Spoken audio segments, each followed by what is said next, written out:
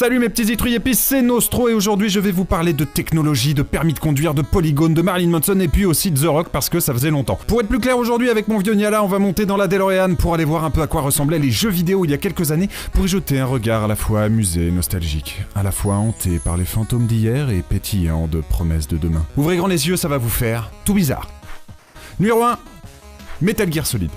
Quand Metal Gear Solid est sorti en 1998, Marilyn Manson ressemblait à ça, Didier Deschamps à ça, moi à ça, et Solid Snake, le perso principal de jeu d'infiltration culte, ressemblait à ça. Un parallélépipède avec un nez et un bandana qui passait son temps à ramper avec des rats ou à se cacher sous un parallélépipède en carton. Maintenant, juste pour le plaisir, voilà à quoi ressemble le héros du dernier Metal Gear sorti 17 ans après MGS. C'est toujours un parallélépipède, certes, mais sur lequel on peut compter les poils de barbe et le point noir, et ça fait toute la différence. Numéro 2, Tomb Raider. Quand Tomb Raider est sorti en 1996, Marilyn Manson ressemblait à ça, Didier Deschamps à ça, moi à ça, Lara Croft, le perso principal de ce jeu d'aventure culte, ressemblait à ça. Un tas de polygones au visage figé et doté des seins les plus pointus de la Terre qui passait son temps à courir dans des temples en butant des animaux. Maintenant, juste pour le plaisir, voilà à quoi ressemble Lara Croft en 2015. C'est toujours un tas de polygones, certes, mais sur lequel on parvient à déchiffrer des expressions humaines et ça fait toute la différence. Ah, et puis ses seins sont moins pointus aussi. Numéro 3, GTA.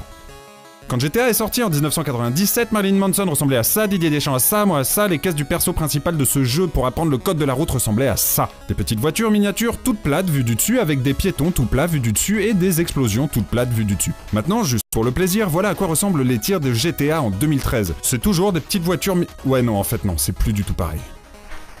Numéro 4. FIFA. Quand FIFA est sorti en 1994, Marilyn Manson ressemblait à ça, Didier Deschamps à ça, moi à ça, et les matchs de ce jeu de foot ressemblaient à ça. Des petites figurines qui se ressemblent toutes, vues de 3/4 et qui courent comme des mecs atteints d'une vilaine gastro. Maintenant, juste pour le plaisir, voilà à quoi ressemble un match sur FIFA 2017. C'est toujours des petites figurines qui courent sur un terrain, sauf que si vous mettez votre grand-mère devant, eh ben elle pourrait croire que c'est un vrai match de foot. Non, je disais mamie, c'est pas un vrai... Je disais c'est pas un vrai match, c'est un jeu, mamie... Bon, laisse tomber. Numéro 5. Counter-Strike.